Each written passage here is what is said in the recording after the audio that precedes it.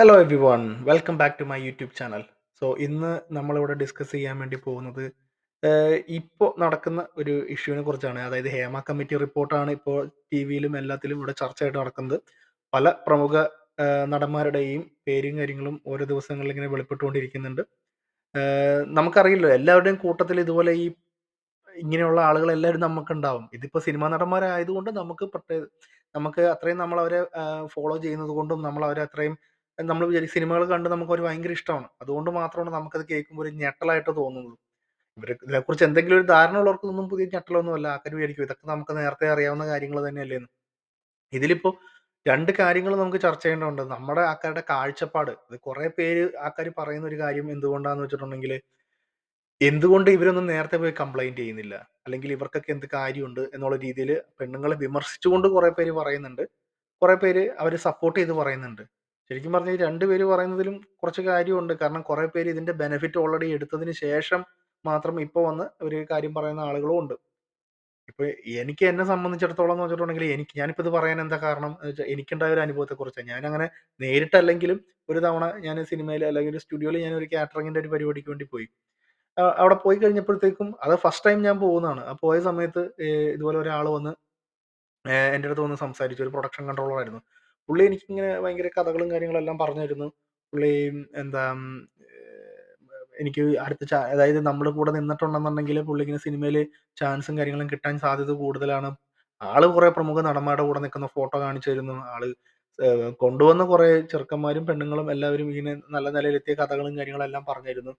ഒക്കെ പറഞ്ഞപ്പോഴത്തേക്കും ഒരു ആദ്യമായിട്ടൊരു കാറ്ററിങ്ങിന് വന്ന ഒരാളോട് ഇത്രയൊക്കെ പറയേണ്ട കാര്യം എന്താന്നുള്ളത് നമ്മൾ ചിന്തിക്കുമല്ലോ. അപ്പൊ തന്നെ എനിക്ക് കാര്യം മനസ്സിലായി.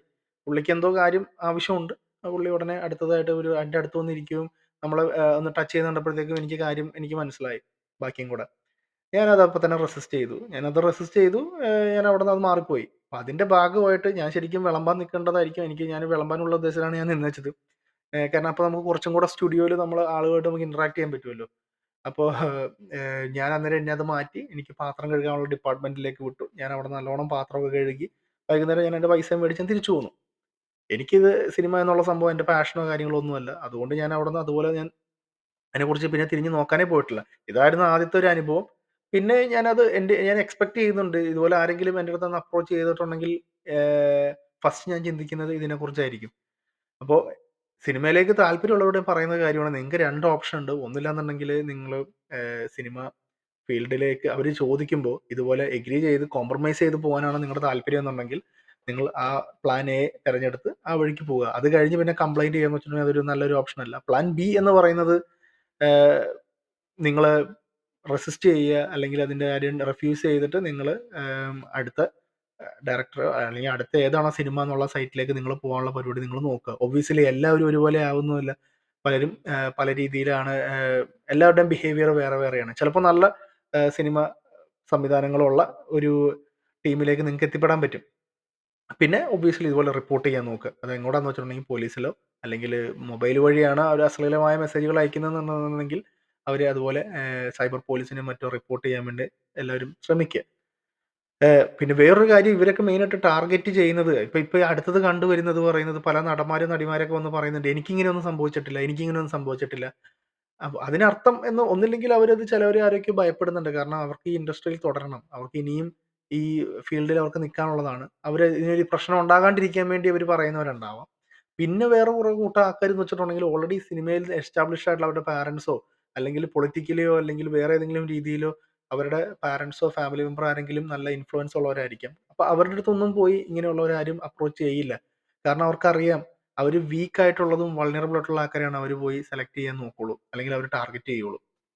അപ്പോ ഏഹ് ഇതൊരു വലിയൊരു ആസ്പെക്റ്റ് ഉള്ള കാര്യമാണ്. ഇതൊന്നും നമുക്ക് ഒറ്റയടിക്ക് ഒന്നും ചെയ്യാനോ ഒന്നും സംഭവിക്കാനോ പോകുന്നില്ല.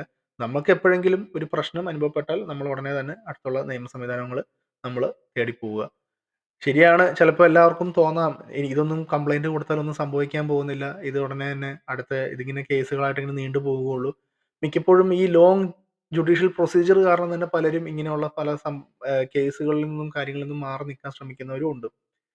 പക്ഷേ എന്ത് ചെയ്യാൻ പറ്റും? വരും കാലങ്ങളിൽ സംവിധാനങ്ങളെല്ലാം മാറ്റം വരുമെന്ന് നമുക്ക് പ്രതീക്ഷിക്കാം.